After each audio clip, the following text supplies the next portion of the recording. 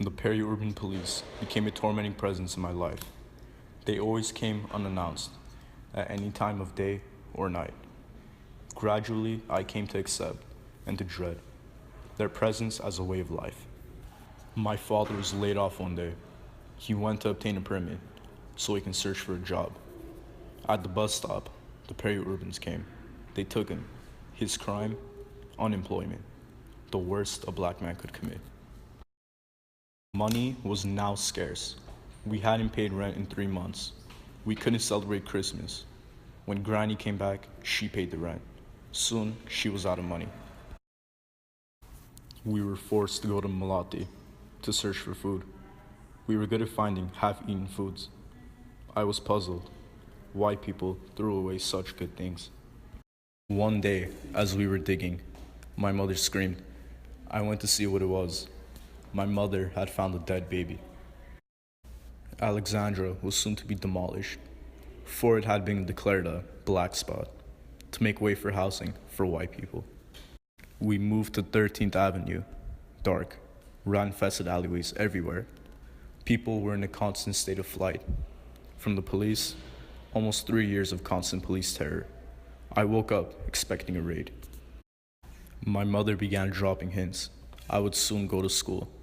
Growing up in an environment where the value of education was never emphasized. The first thing a child learned, not to read and write and spell, but to fight and steal and rebel. I was returning home. Go away before I come out there and kill you. My father bellowed. He was drunk. Vanished into the dark street.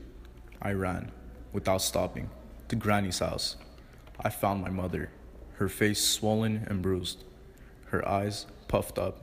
She could scarcely see. Your father and I fought because I took you to school this morning, my mother said. Why do you want me to go to school? I asked. To have a future. Tears streaming down my cheeks. I promised I would go to school forever. My first full day at school, such a nightmare.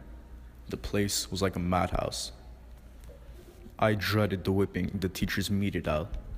I was often a victim of such punishment. Granny found a job with the white family, the Smiths. I told her about you, Granny said.